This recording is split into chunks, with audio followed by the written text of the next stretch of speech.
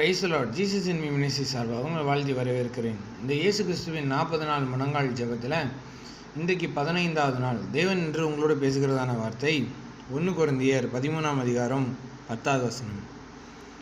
நிறைவானது வரும்பொழுது குறைவானது ஒழிந்து போகும். ஆமாம், எனக்கு பிரியமான தேவச்சனமே, இன்றைக்கி நீங்கள் என்ன பிரயாசப்பட்டாலும், நீங்கள் எந்த காரியத்தை முற்பட்டு செய்யணும்னு நினச்சாலும் ஒரு குறைவை மாத்திரம் நீங்கள் பார்த்துக்கிட்டே இருப்பீங்க.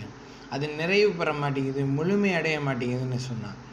அதாவது நிறைவான ஆவியானவர் உங்களோடு கூட சேர்ந்து கைகோர்த்து அந்த காரியங்களை செய்யும் பொழுது தான் நிச்சயமாக அந்த காரியங்கள் உங்களுக்கு நிறைவாக அமையும். தேவ திட்டத்தின்படி நீங்கள் பரிசுத்த ஆவியானவருக்கு ஒப்பு கொடுத்து சேர்ந்து அந்த காரியத்தை செய்து பாருங்கள். நீங்கள் உங்கள் வாழ்க்கையில் செய்த எந்த காரியம் வந்தாலும் சரி. பார்த்திங்கன்னா தாவீது அந்த காலத்தில் எந்த செயல் செய்வதாக இருந்தாலும் தேவ சமூகத்துக்கு போய் கேட்பான். கேட்டுட்டு தான் அந்த காரியங்களை செய்யும்பொழுது அவனுக்கு அது ஜெயமாக மாறினது. யுத்தங்களை செய்யும் பொழுதுமே நாங்கள் இதுக்கு போகலாமா, இதில் நாங்கள் ஜெயிச்சிருமா ஆண்டவரே, நாங்கள் என்ன செய்யணும்னு சொல்லி தேவன்கிட்ட திட்டத்தை வாங்கிக்கிட்டான். எந்த நேரத்தில் போனால் அவங்கள வீழ்த்தலான்னு சொல்லி அவன் திட்டங்களை வாங்கி கொண்டு தான் செயல்பட்டான். பைபிளில் நம்ம அநேக இடங்களில் நம்ம பார்க்குறோம். அப்போ கடவுளுக்கு ஏதாவது ஒரு விஷயம் செய்யணும் அப்படின்னா நம்மளுடைய வாழ்க்கைக்கு முன்னேறுவதற்கு ஏதாவது ஒரு செய்யணும் அப்படின்னா தேவ திட்டம் ரொம்ப அவசியம் பாருங்கள். அப்போ தேவனிடத்துலேருந்து நம்ம கேட்கும் பொழுது தான் நமக்கு நியமிக்கப்பட்ட காரியங்களை தேவன் நம்மளுக்கு சொல்லுவார். பொறுமையோடு காத்திருக்கணும் தேவ சமூகத்தில். நம்ம எவ்வளவோ மனுஷங்களை பேசுகிறத நம்ம கேட்கவே முடியலனாலும் ஒரு மரியாதைக்குனாலும் மண்டையை அட்டிட்டு கொஞ்ச நேரம் உட்காந்துருக்கோம்ல. ஆனால் உங்களுக்கு நன்மை செய்கிறதற்காகவே அவர் சுற்றி திரிகிறார்.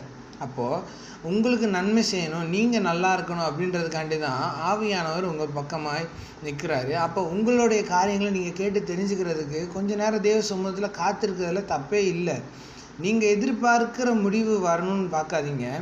நீங்கள் என்ன காரியத்தை செய்யணுன்றதை தேவன் நியமனம் பண்ணி வச்சுருக்கிறாரோ இதுதான் உங்களுக்கு நியமிக்கப்பட்ட காரியங்களை, உங்கள் வாழ்க்கையில் நியமிக்கப்பட்ட காரியங்களை இந்த நேரத்தில் நீங்கள் என்ன செய்யணும், எப்படி நீங்கள் உங்கள் வாழ்க்கையை முன்னேற்றி போகிறதுக்கு என்ன காரியங்களை நீங்கள் செய்யணுன்றதை பரிசுத்த ஆவியானோட கேட்டு நீங்கள் அதை பெற்றுக்கொள்ளுங்கள். அந்த காரியத்தை இறங்கி செயல்படும் போது தான் இதுதான் உங்களில் பிரியப்படுவார். அப்போது உங்களுக்கு ஏற்ற காரியங்கள் உங்களோட வாய்க்கும், உங்களோட சூழ்நிலை சமாதானமாய் மாறும், உங்களோட எல்லைகள் விரிவாகும், உங்களோட கையின் பிரயாசம் ஆசீர்வதிக்கப்படும். நீங்கள் எதுக்கும் குறைவுபட மாட்டீங்க. ஏன்னா நிறைவான ஆவியானவர் உங்கள் கூட இருந்து எல்லாத்தையும் செய்கிறதுனால குறைவு எல்லாம் நிறைவாக்கப்படும். ஆமாம், எனக்கு பிரியமான தேவச்சனமே, இந்த நாளில் நீங்கள் இன்னையிலேருந்து இது வரைக்கும் நீங்கள் செய்திருந்தால் பரவாயில்ல, இதுக்கு அப்புறம் நீங்கள் செய்கிற ஒவ்வொரு காரியங்களையும் பரிசுத்த ஆவியானோட கேட்டு பிதா எனக்கு நியமித்த காரியங்களை எனக்கு வெளிப்படுத்துங்க.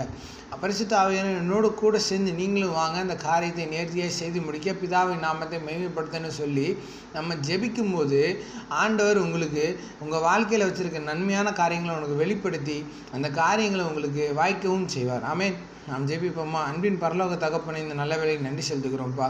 ஆண்டவரே, எங்கள் வாழ்க்கையில் எல்லா காரியங்களும் நாங்கள் குறைவையே பார்த்துட்டோம்ப்பா. ஆண்டவரே, ஏதாவது ஒரு காரியத்தை செய்யும் பொழுது அது குறைவாக அப்படியே மடங்கி ஒழுங்கி போயிடுது. ஆண்டவரே, உதவி செய்வதற்கு யாரும் இல்லை ஆண்டவரே. ஆனால் எங்களை நேசிக்கிற ஒருவர் நீங்கள் உண்டு இல்லை ஆண்டவரே. எங்கள் எப்பொழுதும் விட்டு கொடுக்காத தேவன் ஆண்டவரே. நாங்கள் தலை குனிந்த போது எங்கள் கூட வந்தீங்க ஆண்டவரே. எங்கள் தலை குனியை ஏண்டவரே விட்டீங்க நாங்கள் கேட்ட பொழுது எங்கள் ஆற்றி தேற்றி அரவணைத்து எந்த இடத்துல தலை குனிந்தோமோ அந்த இடத்துல தலை நிமிர செய்தீரே, அதுக்காக நன்றி ஆண்டவரே. மனுஷங்களை எங்களை கைவிட்டுருக்கலாம் ஆண்டவரே, சூழ்நிலை எங்களை ஒடுக்கி இருக்கலாம், நண்பர்கள் எங்களை ஒதுக்கி இருக்கலாம் ஆண்டவரே, எங்களை சுற்றி இருக்க எல்லா மனிதர்களும் எங்களை விரோதமாக பார்க்கலாம். ஒரு விஷயம் செய்ததுனால அந்த விஷயத்துக்கு எங்களுக்கு விரோதமாய் தூரமாக போயிருக்கலாம் ஆண்டவரே. எங்களை ஒடுக்கி இருக்கலாம், அந்த காரியத்தை சொல்லியே எங்களை ஒடுக்கி இருக்கலாம். ஆனால் எவ்வளோ பாவங்கள் செய்தாலும் எவ்வளோ மீறுதல்கள் செய்தாலும் உங்களை துக்கப்படுத்தி உங்கள் நோகெடுத்ததுனால ஆண்டவரே உங்களுடைய கிருபையால் எங்களை மன்னித்தீரே. எங்களோடு கூட இருக்கிறீங்களா ஆண்டவரே, எங்களோடு கூட இருந்து எங்களை ஆசீர்வதிக்கிறீங்களா ஆண்டவரே.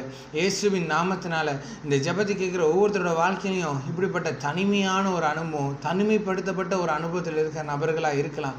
குடும்பத்தில் எல்லாரும் இன்னும் ஒரு குறைவாகவே இருக்குது, ஒரு சமாதான குலைச்சலாக இருக்குது இப்படின்னு சொல்லி தன்னுடைய குணங்கள் நிமித்தம், தன்னுடைய சூழ்நிலை நிமித்தம், தன்னுடைய நண்பர்கள் நிமித்தம், தன்னுடைய வேலை காரியங்கள் நிமித்தம் ஆண்டவரே, உயர் அதிகாரிகள் நிமித்தம் எப்படிப்பட்ட போராட்டத்தில் அவங்க இருந்தாலும் சரி, பொருளாதார போராட்டத்தில் இருந்தாலும் சரி, எல்லா பாரங்கள் நீங்கட்டும், எல்லா குறைகள் நிறைவாய் மாறட்டும்.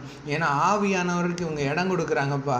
என்னோட கூட சேர்ந்து இவங்க யாரெல்லாம் ஆவியானவருக்கு இடம் கொடுக்குறாங்களோ இந்த இதை கேட்டு முடித்து இந்த ஜெபத்தை முடிக்கிறதுக்குள்ளே தேவ ஆவியான ஒரு ஒத்தாசையை அனுப்புங்கப்பா. பொருளாதாரத்தில் ஒரு ஒத்தாசை அனுப்புங்க. அவங்க எதை எதிர்பார்க்குறாங்களோ அந்த காரியத்தில் தேவ திட்டத்தை வெளிப்படுத்தி அதில் ஒரு ஒத்தாசை அனுப்புங்க ஆண்டவரே. இயேசுவின் நாமத்தின் நல்ல